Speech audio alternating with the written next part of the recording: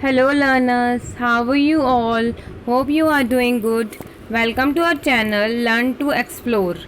Today we are going to start second chapter of class 12th economics book Indian Economy. Hope you all have seen the first chapter already. So now welcome to our channel Learn to Explore. Before starting this chapter, I would suggest you to go back to the playlist and see and watch the video of chapter first. Then you will be able to understand this second chapter better. And please don't forget to like, share, subscribe our channel.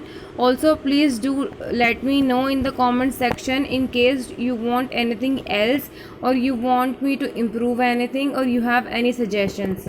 Also I have made a video on for class 11 students who are going to be in 11th from this session, and on which basis they have to choose their subject. The video is very much helpful for them. So in case you want to see that, you can find the link in the description below. So let's start with the chapter second. The chapter second is Indian Economy 1950 to 1990.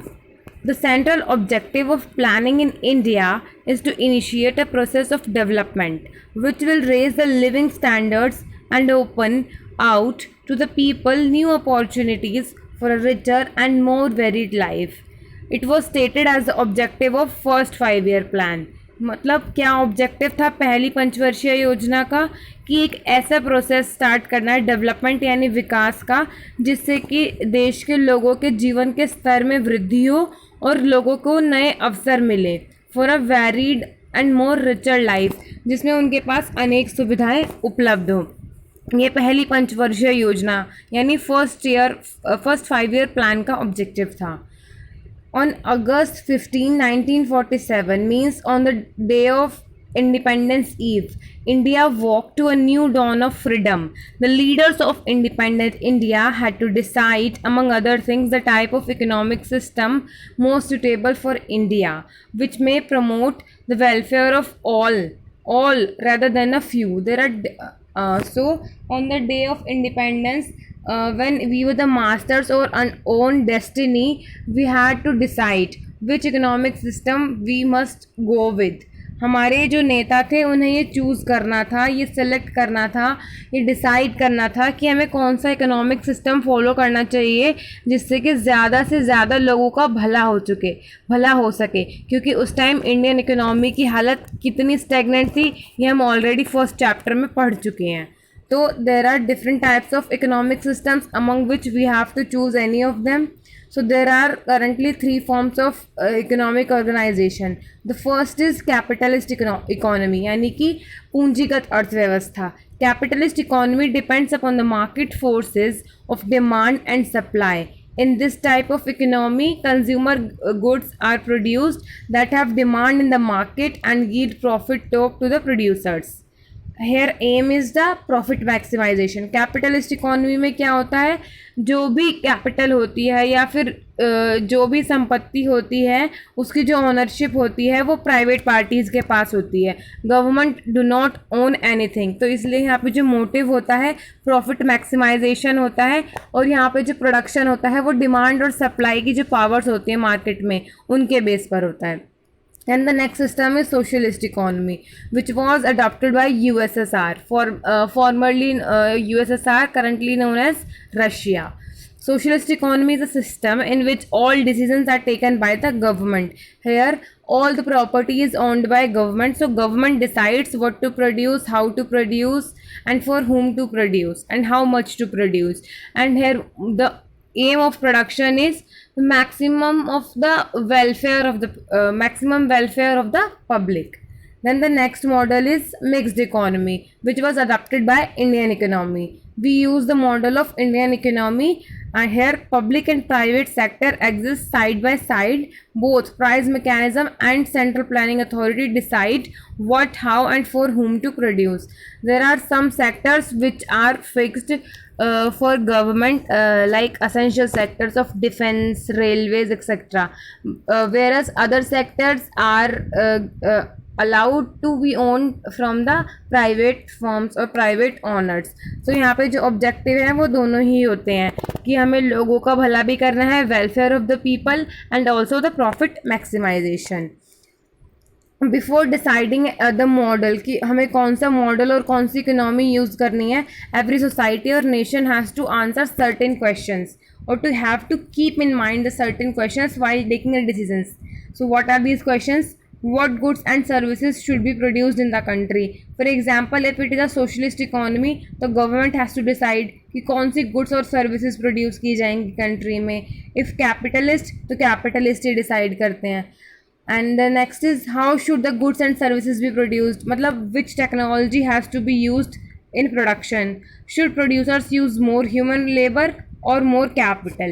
How should the goods and services be distributed among people? These are the questions that one has to answer before starting the production. Answer to these questions depends upon the market forces of supply and demand. Means if the economy is socialist, then the decisions are taken by government. If the economy is mixed, then decisions are togetherly taken by private firms and government. So coming to the next topic, plan. A plan spells out how the resources of a nation should be put to use. Plan क्या होता है? Plan यानी योजना. ये बताता है कि किसी भी राष्ट्र या देश के पास जो भी रिसोर्सेज या संसाधन है उन्हें कैसे यूज़ किया जाए. जब हम इसकी प्लानिंग करते हैं तो उसे ही योजना या प्लान कहते हैं. It should have some general goals, मतलब इसका कोई ऑब्जेक्टिव, कोई गोल्स होना चाहिए जो कि एक स्पेसिफिक टाइम पीरियड में अचीव करना होता है.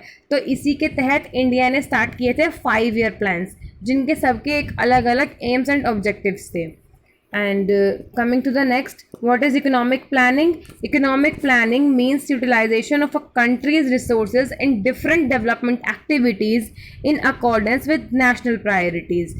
Economic planning का मतलब होता है कि हमें national priorities, मतलब हमारे देश की क्या प्राथमिकताएं हैं, क्या ज़रूरत है, क्या नीड है, ये सबको देखते हुए हम कंट्री के रिसोर्सेज को यूज़ करें डिफरेंट एक्टिविटीज़ के लिए. So this is called economic planning.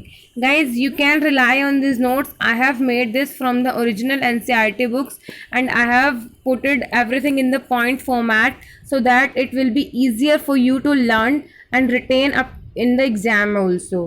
So coming to the next point, in 1950 the planning commission was set up by prime minister as its chairperson. तो इंडिया में जो planning का era start हुआ था 1950 से, सबसे पहले प्लानिंग कमीशन की स्थापना की गई, यानी योजना आयोग जिसे कहते हैं. It was formerly planning commission but now it is being substituted by NITI Aayog. So currently we have Niti Ayog and no more planning commission. Also we do not have currently any more 5-year plans. Now we have long-term plans and short-term plans as per the needs and the objectives and of the economy of nation, etc.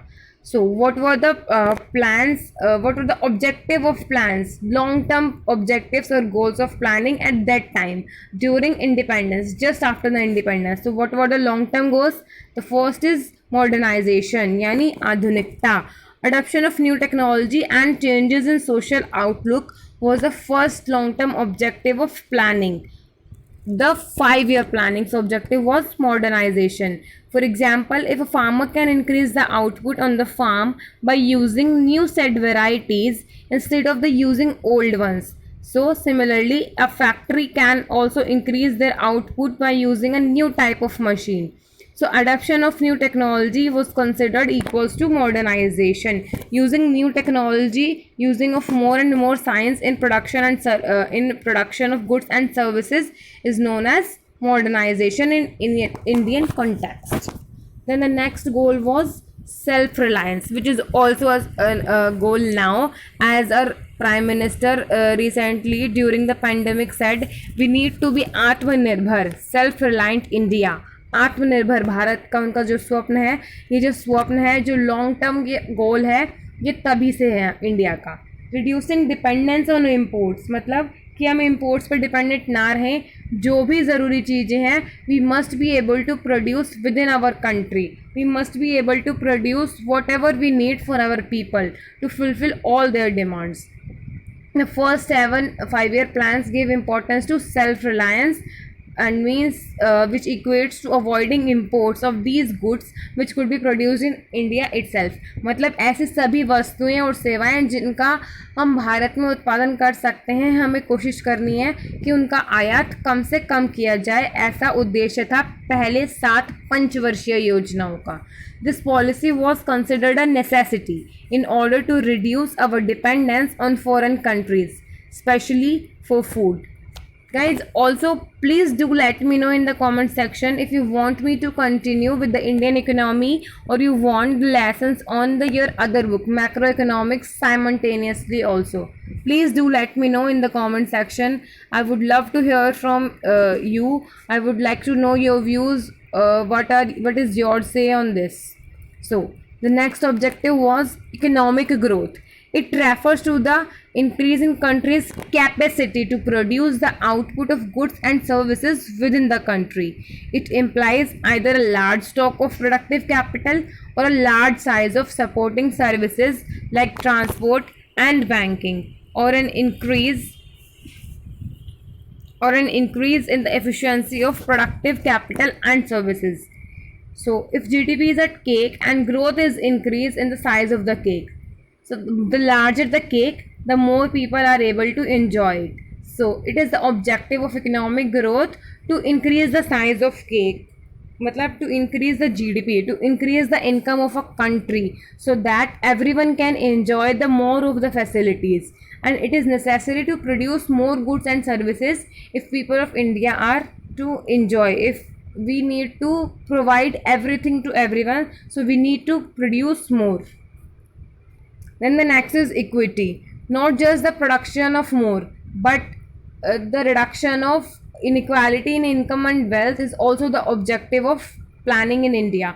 Every Indian should be able to meet his or her basic needs such as food, a decent house, education, healthcare, and inequality in the distribution of wealth must be reduced. Means there should be more production, but it should not be contained within a few hands. It must be distributed to the last people of India, also to the last people of our country, so that everyone can enjoy the growth of country and not just the few people. Then the next was full employment. It refers to a situation where all people in the working age group is actually engaged in some gainful employment. Means whoever is looking for employment gets the one. The situation is considered as full employment. It is the ideal situation for any country. Then there were also some short-term goals of planning. When India started planning in the era of 1950s, we was just recently got independence. So there were some short-term goals also. So what are these? Let's see. Short-term objectives vary from plan to plan and depending on current needs of the country. For example, first plan focused on higher agricultural production, while second focused on second's focus shifted to industry from agriculture. In India, growth and equity are the objectives of all the 5-year plans. What are the common objectives for all 5-year plans? These are growth and equity, unnati or samanta.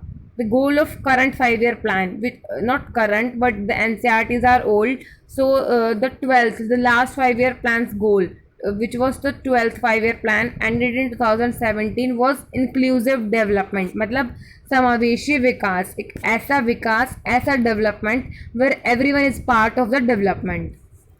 So as we have already studied in chapter 1 that during the colonial rule there was neither growth nor equity in agriculture sector and in other sectors also, but agriculture is the backbone of Indian economic system and economic activity. Policy makers of independent India had to address the issues of agriculture mainly. So they did it through land reforms and promoting the use of HYV seeds. HYV equates high yielding variety seeds. So there was also some problems of agriculture sector. So first we will identify the problems of agriculture sector, then we will talk about the solutions and the reforms done by the government and the leaders that time. So what are the problems of Indian agriculture? Statistics reveals that India poorly lag behind in both land and labor productivity as compared to other countries. In terms of if we compare relative, if we see in the relative terms, India's land and labor productivity both are less as compared to other countries.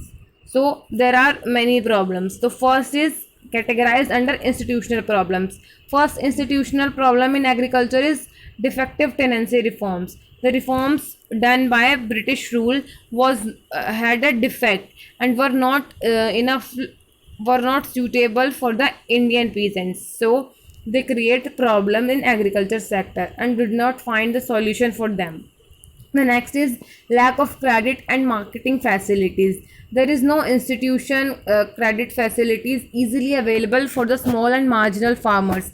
There is so much paperwork and formalities that the poor farmers don't go to them to take credit. इतना ज़्यादा paper work है कि कोई भी गरीब किसान को loan मिलना इतना मुश्किल है बैंक से कि वो छोड़ ही देते हैं आशा इसकी और किसी ऋणदाता यानी मनी लैंडर्स के पास चले जाते हैं लोन लेने, जिसका उन्हें हायर इंटरेस्ट पे करना पड़ता है, which creates इंडेप्टेडनेस.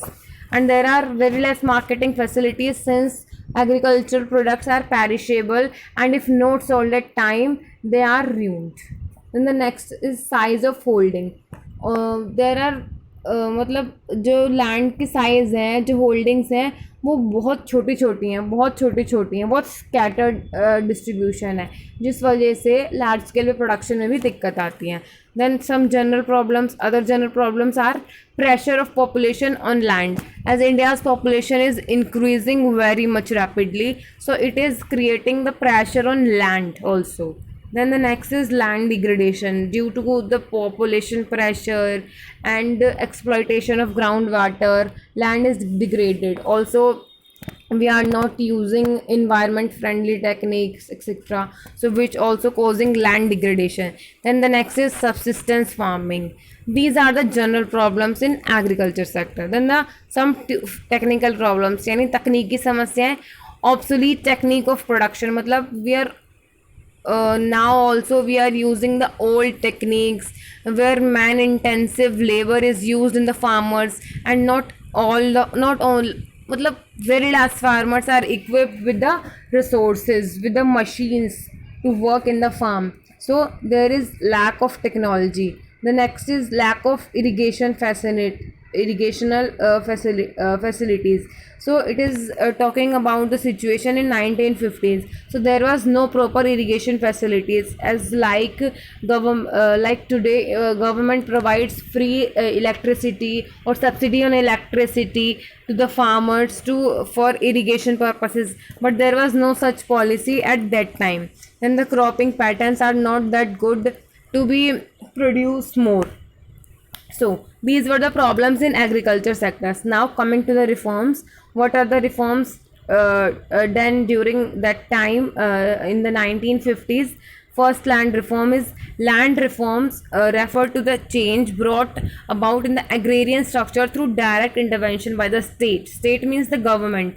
Here state do not means UP, Maharashtra, Delhi or etc. State is government. So when government directly intervene in the patterns of agrarian structure to make it to improve its condition, it is considered as land reform. So what were the objectives of land reform?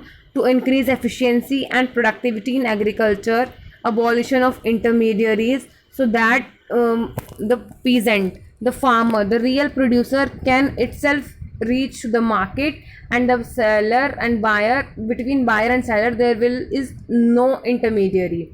And the next is lack of political will, which creates issues in doing this, in abolition of intermediaries. Then there are also some problems in land reforms like problem of voluntary surrender by tenants, inadequate proof of tenancy, they do not have any papers if they have tenancy or not. If they do not have enough papers, so government policy does not benefit them properly. Then some general reforms for expansion of irrigational facilities was made by the government. Government worked to improve the irrigational facilities like providing water by canals, providing subsidy on electricity for irrigation purposes, etc. Then provision of credit through institutional forms. Then the next reform was regulated market and cooperative marketing societies. Also, the supporting price policy, MSP, minimum support price, etc., was provided. These were the incentives provided to the poor peasants and farmers to work better in the agriculture sector, to increase the productivity, to work to produce more. Also, among the other reforms, the one major reform was Green Revolution. The stagnation in agriculture during the colonial rule was permanently broken by the Green Revolution. This revolution refers to the large increase in production of food grains resulting from the use of HYV seeds, especially for wheat and rice. When there was no food grain left for India to fulfill the belly of its population, we go with the something called Green Revolution, where HYV seeds was promoted for the production of wheat and rice. The use of these seeds required the use of fertilizers and pesticides in the correct quantities as well as regular supply of water. मतलब सही quantity सही मात्रा में HYV बीजों का प्रयोग और regular supply of water, पानी की सही से supply. Application of these inputs in correct proportion is very important for the production. So starting में ये जो HYV सीड्स थे इनका जो यूज़ था वीट और राइस के प्रोडक्शन में किया गया. The farmers who could benefit from HYV seeds required reliable irrigational facilities as well as the financial resources to purchase fertiliser and pesticides. So जिन फार्मर्स को HYV सीड्स यूज़ करने थे उनको कर रहे थे, उन्हें इरिगेशनल फैसिलिटीज़ चाहिए थी, फाइनेंशियल रिसोर्सेज चाहिए थे, क्योंकि अब वो ऑर्गेनिक मैन्योर यूज़ नहीं कर सकते थे बल्कि पेस्टिसाइड्स और ये जो मशीन से जो सब बनाया जा रहा था ये सब उन्हें ज़रूरत थी, तो इसलिए उन्हें फाइनेंशियल रिसोर्सेज भी चाहिए थे. अब ग्रीन रिवॉल्यूशन का क्या इम्पैक्ट हुआ, how it could benefit India, this we will be doing in the next class. Hope you have enjoyed this class, and if you have any doubt you can please ask in the comment section, and in case you do not understand anything and you think you have missed any point, you can play this video again or you can ask in the comment section. In case you have any complaint regarding us or any suggestion, you can also write to us through email. So from here we will continue in the next class. Till then, keep revising and stay tuned. Also, please don't forget to watch the first chapter video, which is given in the 2 parts in the same playlist. Then you will be able to understand it better.